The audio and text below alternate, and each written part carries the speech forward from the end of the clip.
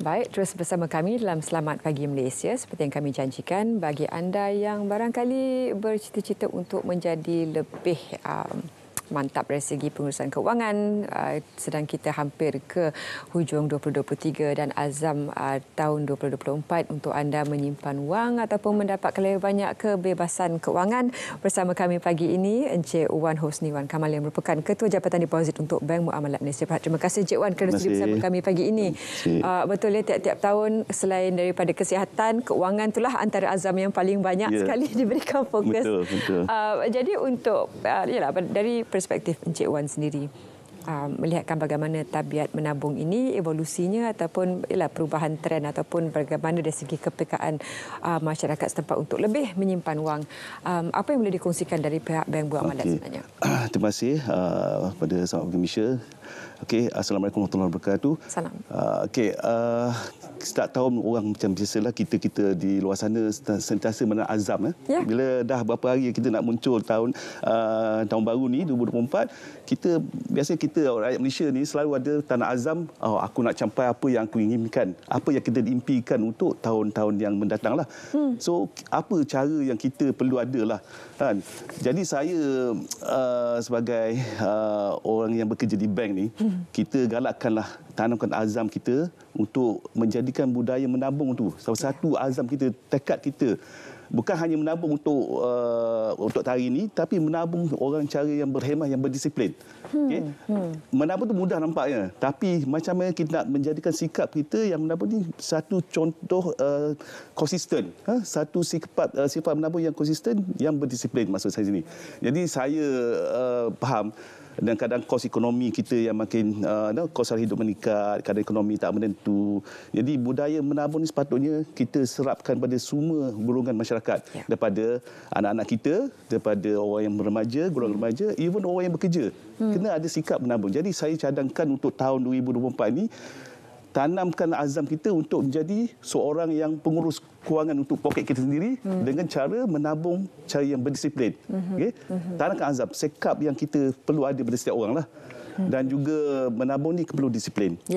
Kita nak hari ni kita menabung, besok tak ada menabung. Hari ni kita ada keluar duit lebih sikit, kita terus belanja. Itu yang kita tak boleh. Sikap macam kita tadi untuk menabung cara berdisiplin. Bagaimana untuk menjadi pengguna ataupun penyimpan pendeposit wang yang lebih bijak dari segi tanya kepada pihak bank, ada apa-apa akaun yang istimewa ke, dari segi rates yang bagus dan sebagainya. Sebab kadang-kadang malangnya lah Encik Wan yang juga kami perhatikan, research untuk mengetahui kalau cari loan dia cari yang paling rendah, tapi kalau nak cari deposit savings, nak cari yang tinggi tu agak kurang. Bukan tak nak, dia kurang mahir. Ya, betul. Jadi kita di dalam masyarakat kita di hari ini, saya rasa kesedaran tu mungkin ada, tapi tak menyuruh. Dan bank-bank kat luar sana pun ada macam-macam produk yang dia ditawarkan kepada setiap lapisan golongan kita, untuk kanak-kanak, untuk orang dewasa, orang yang bekerja, orang yang berniaga, macam-macam ada. Jadi kita itu ada untuk menyimpan ataupun membuat pinjaman. Jadi di pihak bank ni, kita semua di Bank Muamalat lah, kita ada satu peluang, satu kempen di mana kita panggil kempen Sijil Simpanan Islami. Di mana Sijil Simpanan Islami ini kita hanya menabung RM10 saja minimum. Tetapi kita memberi ruang pada chances untuk orang yang menabung ni peluang untuk menang. Kita ada menawarkan lebih daripada 2 juta total ni hadiah untuk ditawarkan, di mana 2 juta ni kita bagi dalam cash tunai. InsyaAllah pada bulan ni, tak lama dalam sehari 2 lagi ni, kita akan announcekan pemenang untuk cabutan bulan November tadi, yang akan dapat 1 juta. Dan kita ada lagi satu cabutan di bulan 2 nanti, 2024, dan duit tu dah ada dah. Kita nak mencari siapa lagi jutawan yang kita perlukan ni.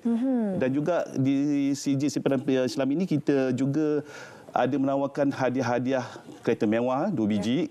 Kereta dah ada pun, dah beli pun, nak bagi saja. Okey, travel voucher untuk percutian pun berjumlah RM10,000 pun kita ada. Cabutan untuk 100,000, 100,000 pun ada, dan juga cabutan mengikut kategori, ikut negeri, ikut ada orang pesara, untuk orang yang bekerja, semua ada, kita ada. So setiap kategori kita akan ada tawarkan hadiah, insyaAllah. Hanya perlu pergi ke cawangan-cawangan kami 68 branches di seluruh Malaysia, ataupun through imbaskan kod MAP kami, apply, terus simpan, insyaAllah mudah.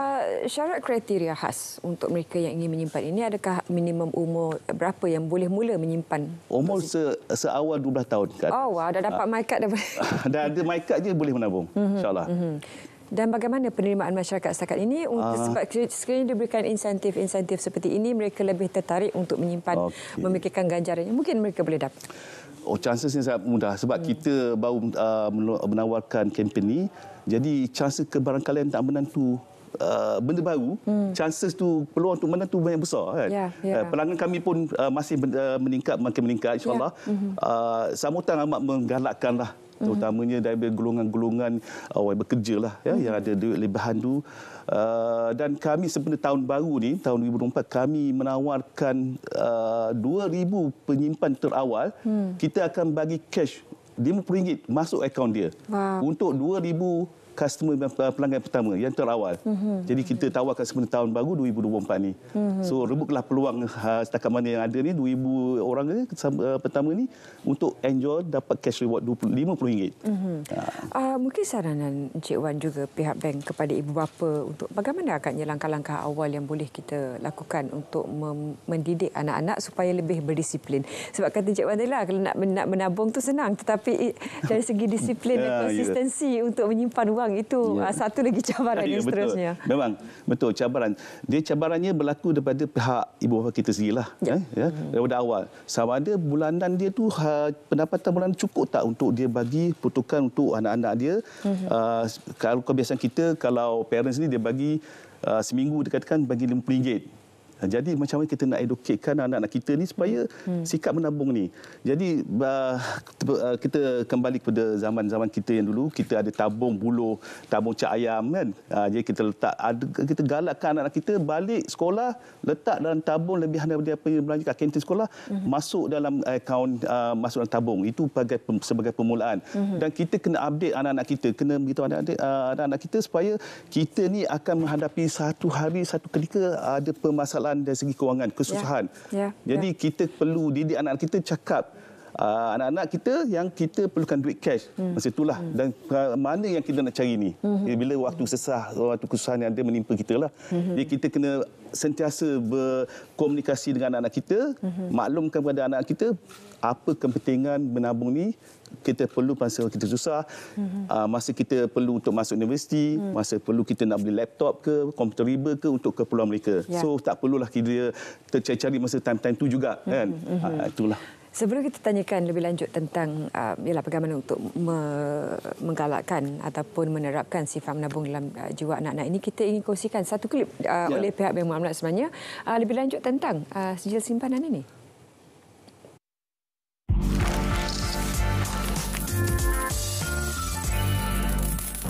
Tak sangka.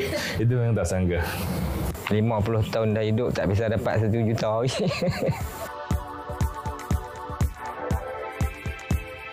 Memang happy lah. Tapi bila Bank Muamalat dapat kod tanggalan daripada Bank Muamalat, masa tu memang tak percaya. Tak boleh fikir apa-apa lah. Branch manager baru bagi tahu saya dipilih sebagai jutawan muamalat. Saya sebagai seorang pekerja yang makan gaji kan, tak pernah ada fikiran jadi jutawan selama macam ni lah. Dapat berlaku Cik Jonoh yang call. Tapi pakcik pun tak percaya. Tapi dia kata kalau pakcik tak percaya, main di bank lah. Lepas seminggu baru pakcik pergi.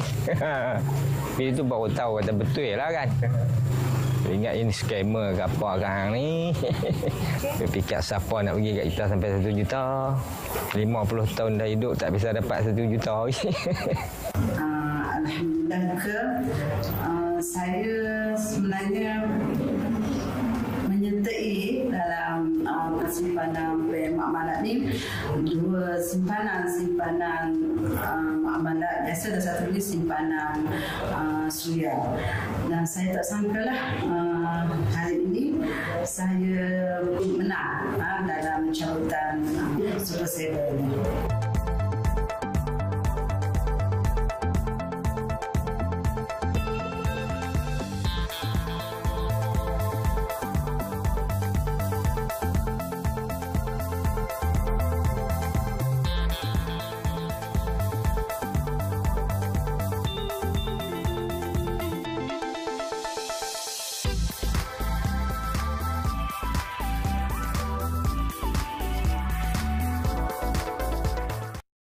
Itulah bila tabiat menabung itu diberikan ganjaran. Kita pun terkejut juga tiba-tiba ada orang telefon dapat ingat scammer. Tapi itulah hakikatnya. Sekiranya memilih jalan yang betul untuk membuat simpanan, ada ganjaran yang menanti Encik Wan. Berbalik kepada soalan kita sebentar tadi sebelum kita saksikan klip tadi. Mengapa, apa antara cabaran yang sering dihadapi yang menyebabkan tabiat menabung ini sukar sebenarnya untuk diteruskan? Okey, pada pendapat saya lah, antara alasan-alasan yang diberilah oleh masyarakat kita hari ini kerana mereka mengatakan saya suka menabung ni, saya suka untuk buat tabungan, menyimpan. Kerana alasan itu dia beri kerana kos kita meningkat, kos sara hidup meningkat, ya, contohnya, dan juga komitmen harian kita bertambah atau komitmen bulanan kita bertambah, ya. Jadi itu alasan dia. Tapi bagi pendapat saya itulah satu bukan alasan yang betul, sebab kita tak boleh menyimpan RM100 satu bulan, tak apa, kita boleh menyimpan RM5, RM10, ikut kemampuan kita. Itu satu cara alasan yang diberi yang suka untuk memenuhi azam untuk menyimpan. Keduanya saya nampak perbelanjaan kita harian kita yang kurang berhemah atau tidak berhemah. Kita berbelanja melebihi apa yang kita dapat, ya. Kita membeli cara yang tidak disiplin. Kita membelanja tidak berdisiplin menyebabkan kita tak ada cukup wang untuk menabung. Contohnya lah kita anak-anak muda kita, kawan dia pakai handphone baru, dia pun nak beli handphone baru, kan. Kawan dia minum di tempat yang ada mahal sikit nak beli, kan. Nak join sekali, ya. Jadi itulah alasan yang diberi, dan juga kita punya sikap suka berhutang lah. Suka berhutang di kalangan masyarakat kita bukan asing lagi. Satu kajian yang dibuat oleh sebuah universiti tempatan mendapati 3 daripada 10 orang yang bekerja akan membuat hutang.